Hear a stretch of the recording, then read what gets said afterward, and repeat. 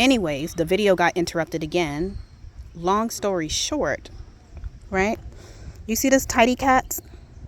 Right? I left that tidy cats there after they let that dog out this gate on purpose the last time. Okay? So let me tell you guys about, this is the third time this damn dog got loose, but let me tell you about the first 2 times, okay? You see these flowers right here? Right? My male landlord, who lives in this greenhouse, and their siblings live right there in that house right over there.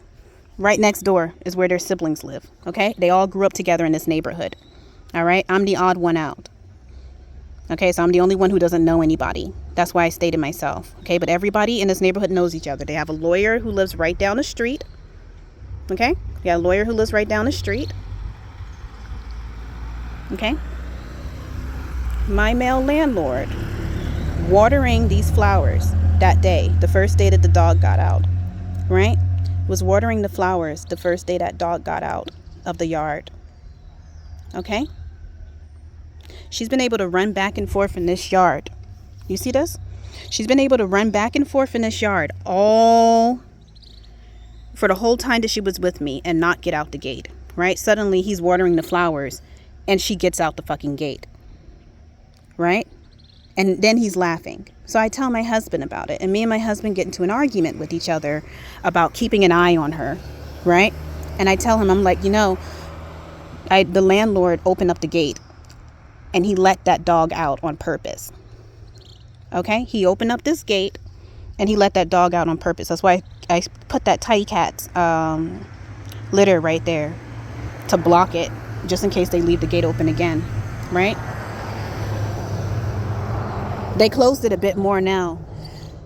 He's watering the plants. All of a sudden, the dog gets out. All morning long, she was running back and forth. This is the first time she got out. She's running back and forth, not getting out the yard. All of a sudden, he's outside, and she's outside of the fence. Okay.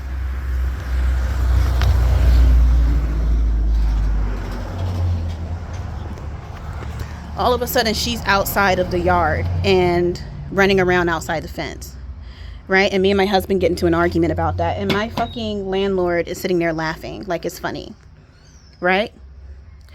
Okay? So then the very next morning, right? And this is the first time the gate has been open and she got let out, right? Was when he was watering the flowers. The very next morning, right? I let her pee, which is what my usual routine. I let her go use the bathroom and then I get her food ready, right? And sometimes I cook for her. So this is what she ate today. It's just chicken and eggs. She already ate some. I'll save this for later. Right? Because I like cooking. It helps me with my depression to take care of something. Right? The very next morning, that gate is propped open wide enough for the dog to get loose. Okay? She's pretty chunky. Okay? She's pretty chunky. That gate is left open wide enough for that dog to get out of the gate, okay, and run out into the street when I come out to give her food, okay, run out into the street. When I come outside, I see this Puerto Rican man walking down the street swinging a stick at her, right, while she's barking at him, and he's laughing, right, and I'm trying to figure out, I'm like, my gate is closed, first and foremost. Let's look at this. You see this? My gate is closed. My gate is closed. My shit is closed on my side. Okay? My stuff is closed. So how does she get out? Right? I find out that the landlord's literally the day after he intentionally let her out when he was watering the flowers, left that gate propped open wide enough for her to get loose. She runs down the street into the neighbor's yard. Okay, these are their brothers and sisters. The people who live directly next door, that's their brothers and sisters. Okay,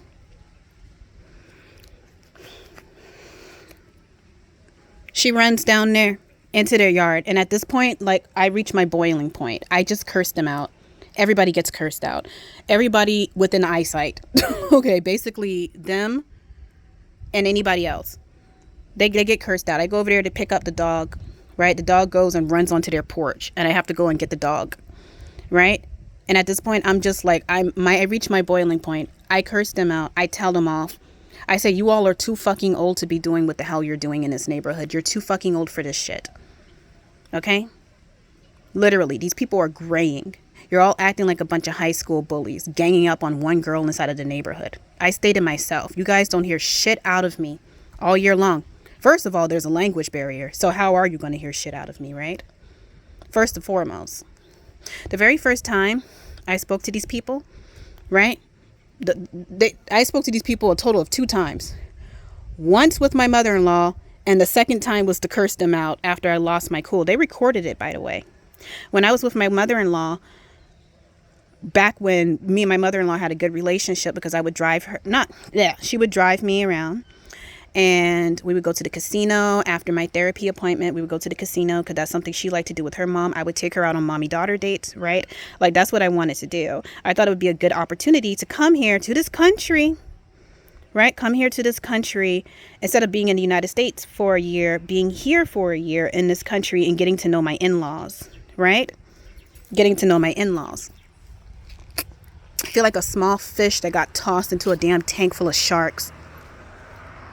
The very first time I meet these people, they're like, "Oh, I've heard about you." I was like, "Really? Oh, people are talking about me?" Right? It's like, yes, let's call her Eve. Okay, let's call my mother-in-law Eve. Eve says that you're very conceited. And I was like, "Really? Is that so?" She's like, "Yeah." She said the reason why we don't see you is because you don't like to leave the house. You don't leave the house unless you're done up. You know? And I'm like, "Yeah. Okay." I'm like, I was like, "Yeah, I'm conceited." It's called taking pride in your appearance, first and foremost. Right now I look like shit. My hair has begun to lock together, my braids, right? I look like shit. I feel like shit. My skin is a mess. My lips are dried and they're cracked. Okay? Just throw my mother-in-law under the bus, by the way, which, I mean, shit. After seeing what these people are doing in this neighborhood, the petty, covert, psychological games that they're doing, right? That they're playing inside of this neighborhood, right? After seeing that shit, right? I can understand they probably shouldn't even be trusting each other. She threw my mother-in-law under the bus so quickly. As soon as she met me, she told me my mother-in-law was talking shit. She's like, "Oh yeah, she said you're very conceited." So really, I mean,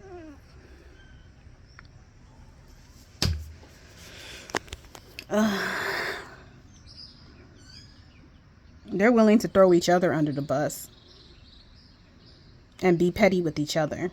So, I mean, shit, what hope is there for me being the new girl inside of the neighborhood? Right? Yeah, what hope is there for me being a new girl inside of the neighborhood? They recorded my outburst, by the way, the second time, the very next morning when he let that dog out on purpose. Right? They did that because they knew my husband and I got into an argument about the dog. Right? Imagine intentionally putting this dog in danger. You see the traffic that comes around here? She could have gotten hit by a car or anything. Intentionally putting the dog in danger just to triangulate my husband and I against one another.